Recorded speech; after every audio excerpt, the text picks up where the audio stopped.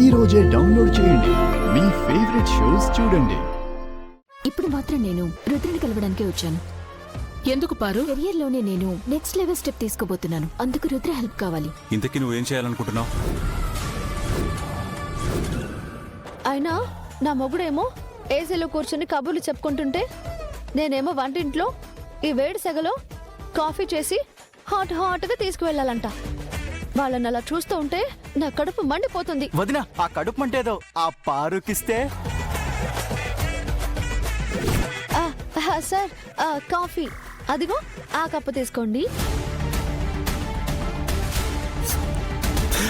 కారం కారం sir, water ఇవ్వు. అయ్యో ఏం చేయాలి? అయ్యో రుద్ర